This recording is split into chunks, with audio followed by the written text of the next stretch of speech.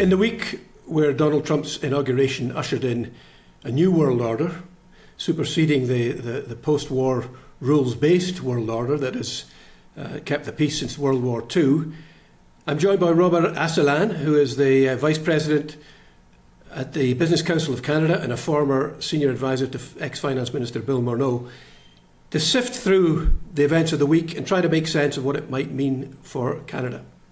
Welcome, Robert. It's great to be with you, John. Trump has clearly not changed his mind on tariffs. So what do you make of the fact that among the 26 executive orders that came down, tariffs were not included on day one? Yes, in fact, they were not in practice, but they were in theory, in a sense that the framing of rebalancing trade is really much at the core of his agenda. He spoke to it in the inauguration speech. Actually, it's really interesting the way he framed it in his speech.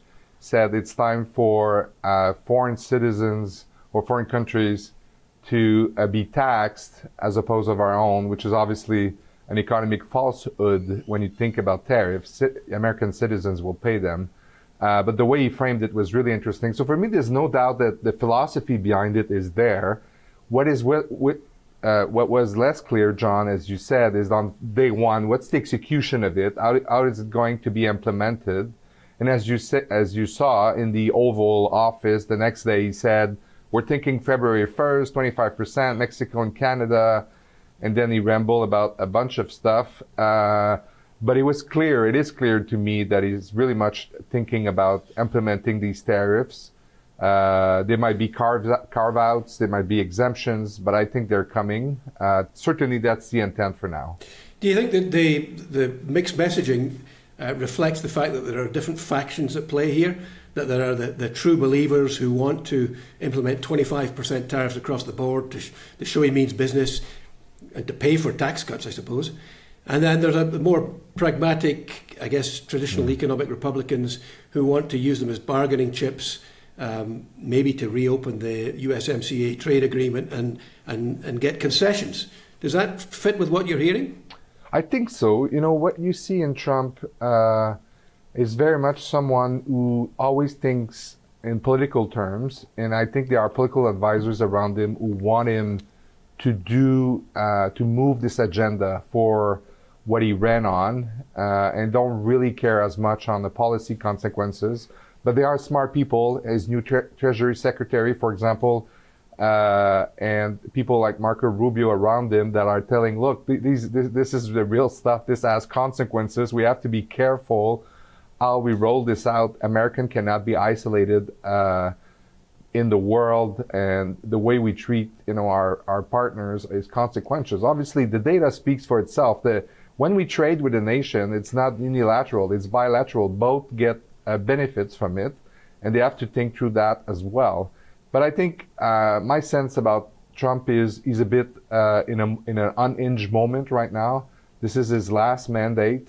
He knows he has probably a year to get the ball rolling on most of the consequential stuff he wants to achieve. And at the center of it, I'm convinced that rebalancing trade is really at the core of his agenda. So I have no doubt that we'll see manifestation of it. How the reasonable voice around him will check will serve as a check to his instincts, I think remains to be seen. And as you know, John, he changes kind of his opinion sometimes very fluidly.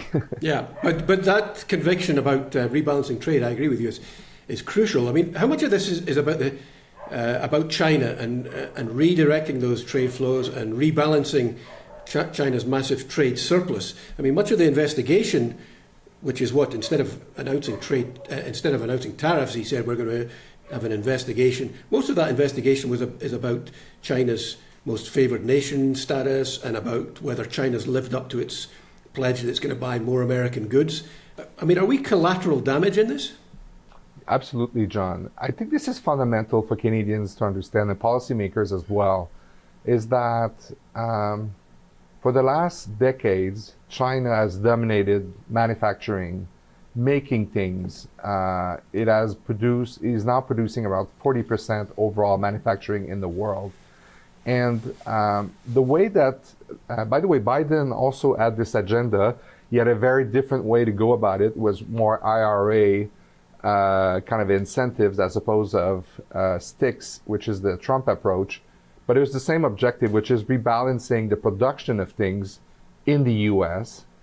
The problem with that is the reason why things are being made in China is because they're more efficient than we are, than the Americans are at producing things. They can produce it at scale, cheaper on the technological side. They have advanced very rapidly. They have a long-term plan, long-term vision in key sectors. And so this is a lot of catch-up to do. I'm not convinced that tariffs will be the right tool over time to solve this problem. At the end, John, I think, you have to think about this conflict between the producer and the worker, a production versus a consumption dilemma. And what the Trump-Biden agenda, I mean, Trump is more kind of acute about this, more aggressive, but it's about the producing things. But the conflict is there between these two things because producing things at higher costs will have inflationary and effect on the consumer because you'll be produced at a higher price. So this is the dilemma. I don't know to what extent we can rebalance this, and I think it'll take a lot of time. And there's a real question as whether China has been, has already left the gate so fast that it can be cut up. But my sense is that's the core of the Trump agenda. It's the trade deficit that he's looking at each country. But the elephant in the room obviously is China. But I read a very chilling study by the economist Noah Smith, who pointed this out and was talking about, America has concluded that if there was ever a war, God forbid, that victory would go, short of a nuclear war, victory would go to the country that can manufacture most. And China has got almost endless capacity of dual manufacturing capacity, can convert car factories into producing military use vehicles. So he was very sympathetic to that rebalancing.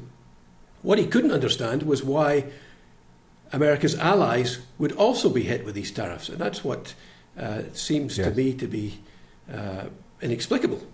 Again, production at all costs in the United States in everything they can make. That's the objective. Whether it's economically feasible, realistic, I have my doubts. Certainly Americans are very good at producing in certain key sectors. But across the board, is quite the challenge. But the point you're raising is really important, John, because this is the national security dimension that people need to understand. This is about economic security. And obviously, if you don't manufacture strategic things for your economy, for your military, then you're losing your sovereignty. And this is the technological race that has been fascinating to watch. China has been so impressive in their quest for technological innovation.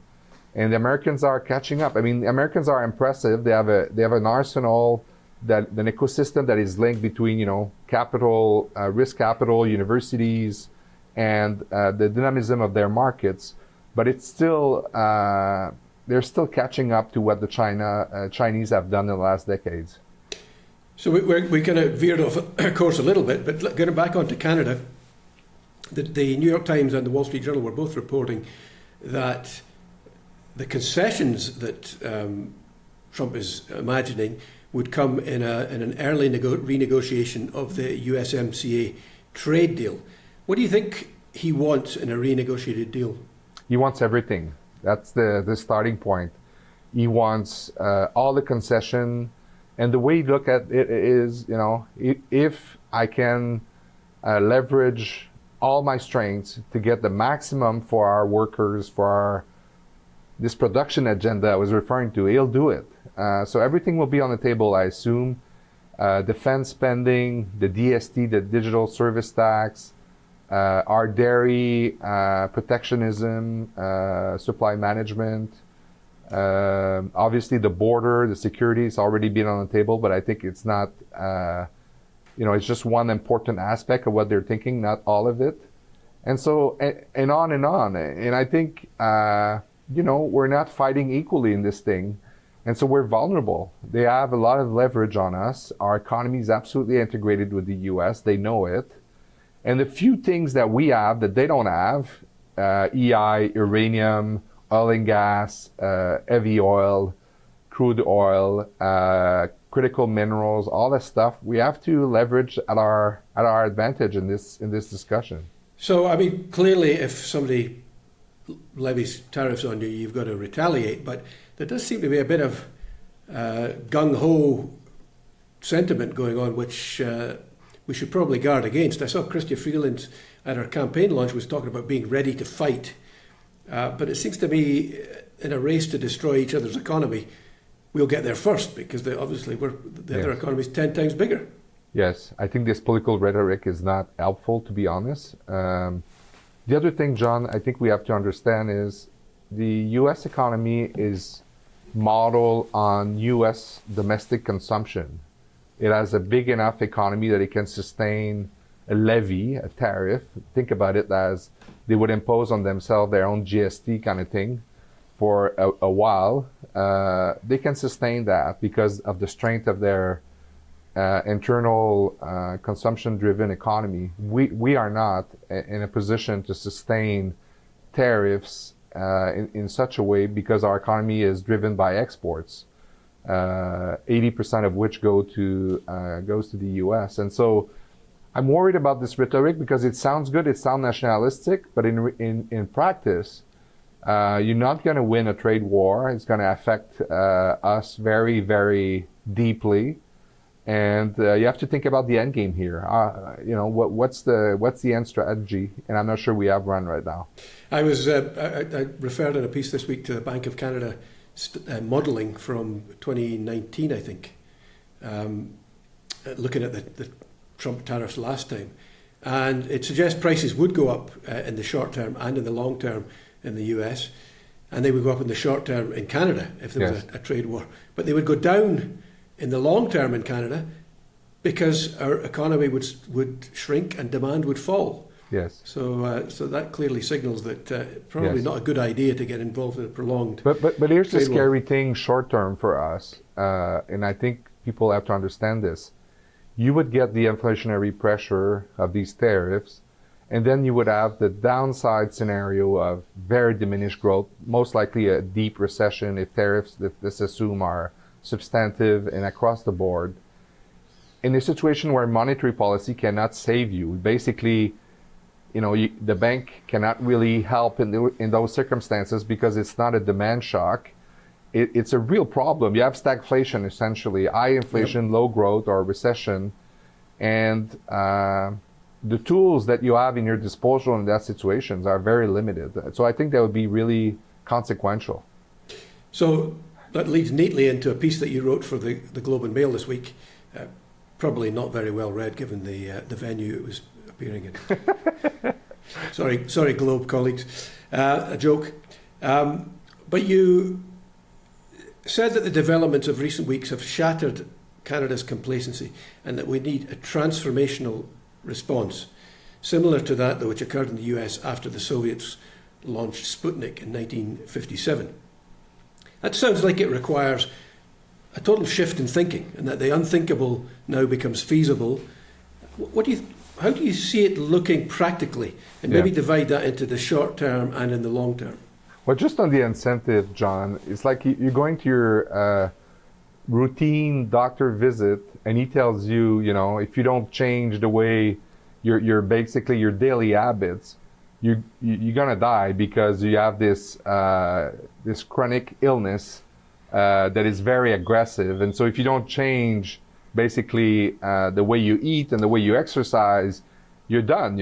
And this is the kind of shock that we have in front of us, is that everything we assume was in the bank is not there.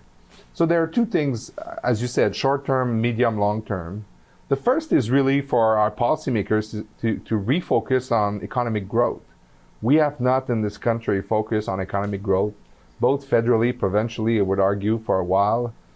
We have taken for granted our trading partner in the U.S. We have taken, we have assume that our natural resources will get us through. And of course, it's a big part of what we need to accomplish, scale in this energy security moment, but it's not all of it. So if you look at Canada, we're spread geographically. We're all trying to basically be everything to everyone. What I'm saying essentially is now we have to have a clear economic strategy. What do we want to be? Where do we want to compete in key advanced sectors? And what's the strategy to get us there? We have certainly talent, but talent is not being translated, and our ideas are not being translated into our economy. And you need institutions doing that. You need like a deliberate strategy. In the short term, obviously, there are obstacles that have goals we have scored in our own net. Regulatory is one of them. Obviously, those endless discussion on interprovincial trade. I know it's tough. I know a lot of provinces don't want to because they have pressure such as union resistance, but we're gonna have to get serious on this stuff because at this moment of crisis, we just can't avoid it. We have a lot of energy we can deploy. We have a mix of energies, not just oil and gas. We need to develop it. We need to bring Canada to think about itself from a technological point of view. In all these sectors, we're good, John. I think this is the bottom line, is that technology drives growth, technology drives innovation, innovation drives productivity. If you don't have a technology mapping strategy for our key sectors, we're not going to get through. So just exporting raw commodities will not get us where we need to. And we have all the ingredients. Canada is so blessed. But we need to kind of get it together, have a plan, and use this moment to get serious about the future, We clearly have a lame duck government at the moment. Is there anything that the current government or presumably the incoming Prime Minister, is there anything they can do before a general election? It will be difficult, honestly, because of the situation. We're really much on the defensive right now. I mean, as much as we can, we need to get moving on this stuff, but obviously the government, there'll be a new Prime Minister, maybe, we don't know what the future holds, but there'll be a new Prime Minister, obviously a Liberal one, and then we'll see what happens if the election is called. I think for every party, what is really important is stop being complacent about the future. And sure, Canada is a great country. Sure, we're not going to become from one day to another Argentina, but the path we're in right now is really, really worrisome. GDP per capita has been down 8 of the last nine quarters. John, our business investments are low. We don't have scale in the economy. Way too many SMEs versus large firms. And no strategy in real key advanced industries. We can dominate on energy technology. We can dominate on ag tech. We can have a biotech strategy, but we need to get this going. And I'm a bit worried, if I may, about even Mr. Poilievre thinking on the economy.